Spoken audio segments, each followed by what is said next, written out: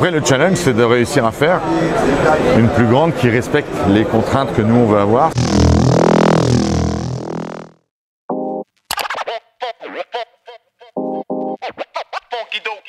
Pour nous, le 3D Print, c'est toujours l'occasion de rencontrer nos clients, de recevoir leur feedback, de comprendre l'utilisation des imprimantes qu'ils peuvent avoir. Vous savez, quand on vend sur Internet, c'est très difficile de savoir les gens achètent l'imprimante et on ne sait pas ce qu'elle devient. Et pour piloter notre R&D et nos innovations, on a besoin de savoir comment nos clients les utilisent, quelles sont leurs attentes, quels sont leurs espoirs. Et donc, le 3D Print, c'est une excellente occasion de le faire. Je peux pas dire, on l'espérait. Après, un des aspects qui nous a énormément surpris depuis le lancement de l'imprimante, c'est que notre client type visé, c'était le maker. Et ce dont on se rend compte, c'est que maintenant, il y a énormément de professionnels qui l'utilisent aussi pour des applications qu'on n'avait pas du tout anticipées. Ça nous oblige à réfléchir à notre gamme un petit peu différemment, mais aussi à réfléchir à notre réseau de partenaires un petit peu différemment, à notre modèle économique un petit peu différemment.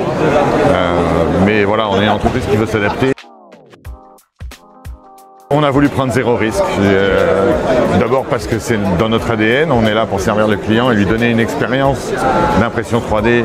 Et à partir du moment où on pensait que l'expérience ne pouvait pas être l'expérience ultime, on a voulu corriger ça tout de suite. Ça a été assez douloureux à faire pour une jeune entreprise comme la nôtre. Mais on pense encore aujourd'hui, malgré les difficultés, que c'était le bon geste. On peut tous dormir complètement rassurés. Nos clients ont des imprimantes qui fonctionnent maintenant. Et dont on est certain, et donc voilà, on ne regrette absolument pas ce geste, même s'il nous a beaucoup occupé en début d'année.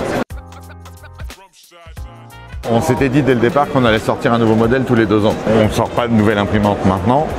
Maintenant, ça fait 2 ans que nos ingénieurs travaillent sur la prochaine génération et donc effectivement, on a des prototypes qui sont très avancés. Donc le travail de R&D est toujours en cours, même si on a des modèles très avancés et je pense qu'effectivement les chances qu'on amène quelque chose avant la fin de l'année sont très fortes.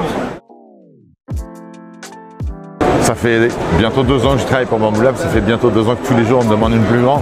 On ne peut pas passer à côté d'un tel feedback, donc ça fait partie des éléments sur lesquels on a beaucoup travaillé. Après, le challenge, c'est de réussir à faire une plus grande qui respecte les contraintes que nous on veut avoir, mais j'ai confiance dans les capacités de nos ingénieurs pour nous trouver des solutions. Je pense que ça a créé beaucoup d'animation, c'était intéressant, c'était vraiment une approche un petit peu originale et on l'a vu, je pense, à la fréquentation, il y a eu beaucoup de monde, c'était très intéressant. Après, on m'a beaucoup posé la question si je travaillais pour Atom 3D, parce que du coup j'étais sur un stand Atom 3D. C'est pas le cas, mais ça nous va très bien parce que pour nous c'est important de supporter nos revendeurs et de montrer qu'on est en confiance avec eux et donc d'être mélangé avec les équipes Atom 3D, ça ne nous a pas posé de problème particulier.